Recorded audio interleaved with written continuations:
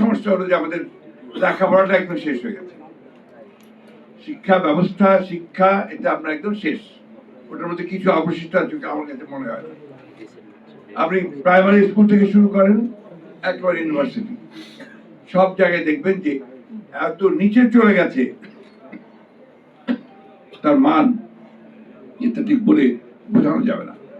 Cadet কলেজের ছাত্র Saeed Abdullah, cadet college privileged শিক্ষা প্রতিষ্ঠানের একটা। এই দেশে কম সংখ্যক ছাত্রই সেখানে যাওয়ার সুযোগ পায় এবং এটা সরকার অনেক অর্থ ব্যয় করে। Most privileged. What about the primary schools? একেবারে সে কুড়িগ্রামের চরের মধ্যে প্রাইমারি স্কুলটা বা হাই স্কুলটা, সেখানে কি শিক্ষা পাচ্ছে, কি ব্যবস্থাটা আছে, সেটা কিন্তু আমরা অনেকেই জানি। অসংখ্য স্কুল তৈরি হয়েছে আপনার বিভিন্ন এমপিও ভুক্তি করে, এবং কলেজ তৈরি হয়েছে উইথ অনার্স এন্ড মাস্টার্স। যেখানে আপনার কোন শিক্ষক নেই সেখানে আপনার অনার্স করে বসে আছে। দিনাজপুর গভর্নমেন্ট কলেজে যাওয়ার কিছু আগে আমার সুযোগ হয়েছিল। আমার চাকরি জীবনের শুরুতে আমি দিনাজপুর গভর্নমেন্ট কলেজে কাজ করেছিলাম। সেখানে একটা ডিপার্টমেন্ট আছে, অ্যাকাউন্টেন্সি ডিপার্টমেন্ট, যার মাত্র একজন শিক্ষক, অনার্স আছে, মাস্টার্স আছে, অনলি ওয়ান টিচার।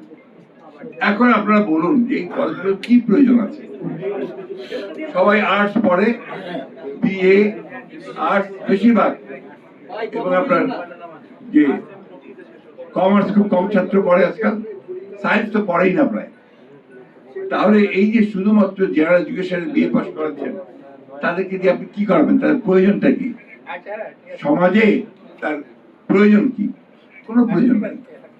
এবং যার ফলে দেখা যাবে যে তার পুরো শিক্ষাটাই ব্যর্থ হয়েছে। এর মধ্যে কি হয়?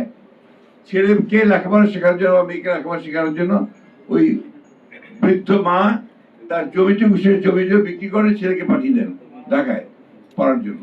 সেখান থেকে বিএ পাস করে যায় বা একটা প্রাইভেট ইউনিভার্সিটিকে একটা ডিগ্রি নিয়ে যায়, তারপর চাকরি খুঁজে পায় না। এই যে আপনার সারা দেশে অসংখ্য শিক্ষিত বেকার, এটা তো একটা বড় সমস্যা। এটাকেও কিন্তু আমরা কেউ চিন্তা করছি না। আজকে এই সরকার সংস্কারের কমিশন অনেকগুলো গঠন করেছে, কিন্তু শিক্ষা সংস্কারের কোনো কমিশন হয়নি, যেটা সবচেয়ে আগে প্রয়োজন ছিল, যেটা আমি মনে করি যেটা সবচেয়ে আগে দরকার ছিল। গোটা প্রবলেমগুলোর মূলে ওই জায়গাটাই।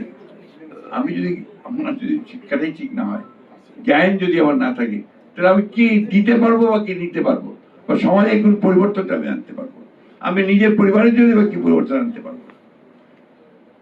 আপনারা দেখুন মেডিকেল কলেজগুলোতে পরীক্ষার রেজাল্ট কালকে বেরিয়েছে বোধ হয়, তাই না? এবং এতগুলো ছেলে পরীক্ষা দিয়েছে, তার মধ্যে কয়েকটা মাত্র 5,500 ছেলে বোধ হয় সুযোগ পেয়েছে বিভিন্ন আপনার সরকারি